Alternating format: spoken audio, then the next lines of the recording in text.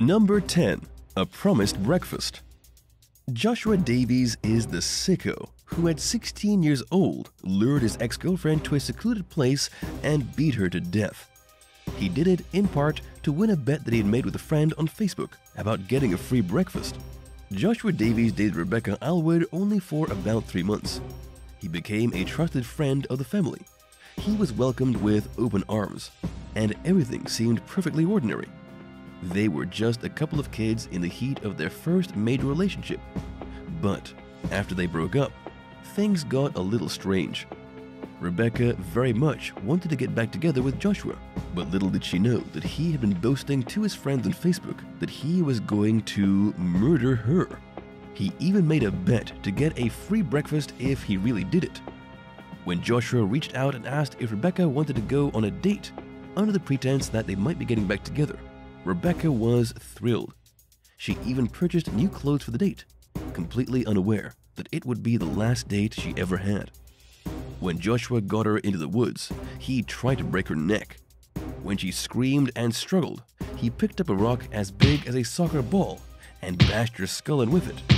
He then left her face down in the rain to be found later. Afterwards, when Joshua was bragging to friends online, he said the worst part of it was feeling and seeing her skull literally cave in. He was given the juvenile equivalent of life in prison, ordered to serve a minimum of 14 years. Number 9. The Facebook Live Killer. Steve Stevens is the guy who shot a man to death and posted the video of it on Facebook. It was about 2 o'clock in the afternoon on April 16, 2017. Stevens got out of his car in the Glenville neighborhood of Cleveland and approached a man named Robert Godwin. Stevens asked if he would repeat the name of a woman who had just ended a romantic relationship with Steve Stevens. When Godwin asked why, Stevens replied, "She's the reason why this is about to happen to you." Stevens then shot the man to death on the side of the road. The two had never even met before. After the shooting, Stevens uploaded the video of the incident to Facebook, and it quickly went viral, spreading across the internet. He also posted a bunch of rants in which he claimed responsibility for at least 13 other murders. However, the police never found any other victims. The police launched a vicious manhunt to find the guy, now dubbed the Facebook Killer. There was a $50,000 reward offered for any information that directly led to his arrest. But just 2 days after the shooting, Steve Stevens was busted in the drive-thru lane of a McDonald's in Pennsylvania, just 100 miles from the shooting. An employee recognized Stevens from the news reports, and the police got there before he could even finish his meal. Number 8. No place for meth. A man was arrested because he forgot to hide a giant bag of meth in a picture that he uploaded on Facebook. This guy was obviously not the sharpest tool in the shed. Not only did he leave a truly massive bag of methamphetamine on the table in the background, he also left a syringe, a spoon, and what looked like other paraphernalia for weighing and bagging drugs. But wait until you hear the reason the picture was uploaded in the first place. This individual, a man named James Kurtz from Missouri, was trying to sell a catalytic converter on Facebook. He took a photograph of the object he was trying to sell, but in the background of the photograph on the coffee table was basically a meth lab. The police were quickly tipped off to the photo. The authorities were able to get a search warrant to poke around through his house, and they discovered 48 grams of meth. While you probably don't know how much that is, let me assure you, it's way too much for a single person to have. It's an absolutely absurd amount. Number 7. Solving a cold case. 37 years after the brutalized corpses of a British couple were found floating in the Caribbean waters, an amazing breakthrough is made on Facebook.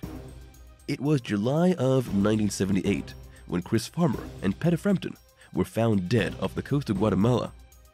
Both of them had been tortured, both were tied with rope and weighed down with heavy machine parts, and both were dumped in the water. At the time, the coroner said that the atrocities done to both corpses were monstrous. The only clue was a letter sent to Petta's parents, in which she explained how they had met an American man in Belize and decided to go sailing on his fishing boat to Honduras. That American turned out to be Silas Boston of Sacramento, California. He was questioned at the time, but nobody could find any proof that he was involved in the murders. The police were certain it was him. There just wasn't anything they could do. Besides, it was almost impossible to get cooperation between the authorities in Guatemala, the US, and England. The case fell apart and grew extremely cold. It would be Chris's sister Penny Farmer who in 2015 turned on a laptop, went on Facebook, and typed in the name Silas Boston. And there he was, the man who killed her brother. Penny then contacted the authorities to try and reopen the case. But as it turned out, the case was already open against Boston. His own children had been trying to convince the police for years that they witnessed their father kill Chris and Peta in Guatemala. They had also spent years trying to tell the police that their father killed their mother. And yet somehow the police never did anything, and Silas Boston allegedly murdered 33 people since the 1970s. This time the police finally tracked down the killer to where he was living in a nursing home to make the arrest. But by now, he was an ancient old man. Just 14 months after Penny found him on Facebook, he was arrested, and just a little while after that, he dropped dead from old age. Number 6. Facebook Confession. Randy Jansen is the man who made perhaps the worst confession on Facebook ever. We've all seen people write some pretty crazy things in Facebook posts, but Randy took it to the next level. He wrote about how he killed his 19-year-old daughter, his wife, and his own sister. As it turned out, he really did murder all 3 of them. Randy said in his post that he killed his daughter so that she wouldn't have to suffer from migraines and depression anymore. And he killed his wife because he said that a mother should never have to know that her baby died. And as for his sister, he admitted that he killed her so that she wouldn't have to live with the shame of knowing what her brother did.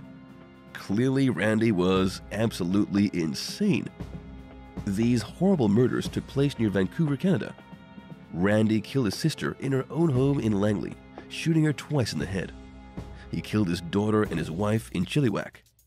The cause of death in both of those was also a gunshot to the head. In his crazy Facebook post, Randy wrote that his family is now pain-free and in heaven. He even used some kiss emojis, which really seemed inappropriate, all things considered. But before the Chilliwack police could track this guy down, he was already dead. His house had caught fire, went up in flames, and Randy's charred corpse was found in his bed. What's the worst Facebook confession that you've ever seen in your newsfeed? Let us know all about it in the comments below. And if you're liking this video, be sure to hit the thumbs up and subscribe buttons if you haven't already. Number 5. 5 victims. A serial killer in South Africa used Facebook to lure his victims to him. His name is Julius Tabiso Mdawe, 25 years old. He confessed to killing 4 teenagers last year, as well as an older woman in May. All 5 women were discovered by the police, buried in his backyard. According to what the police colonel told the South Africa Sunday Times, the killer was meeting these women through Facebook and convincing them to get together at his place. But according to the killer, the only reason he killed them was because they were intimate. They demanded money and said if he didn't pay, they would open an assault case against him. He got so annoyed that he killed them and buried them in his yard instead. But of course, autopsies proved his story to be false. All 5 women were discovered to have been brutalized, then suffocated to death before being tied up and buried in shallow graves. Number 4. Hacking a dead girl. A Canadian man was recently in a desperate fight to have his dead sister's Facebook account deleted. The girl is Allie Cameron, and she died of leukemia back in 2013. Before she died, she explicitly said that she wanted her Facebook account to be removed so that it wouldn't outlive her physical body. But that didn't happen, and to make things truly terrifying, her profile was hacked and taken over by a complete stranger. Here's just how crazy Facebook is. 2 years after her death, Allie's account was reactivated by an unknown man in Iraq. On her profile, you can still see everything she did until she died. Then in 2015, the posts became bizarre. Everything is suddenly written in Arabic.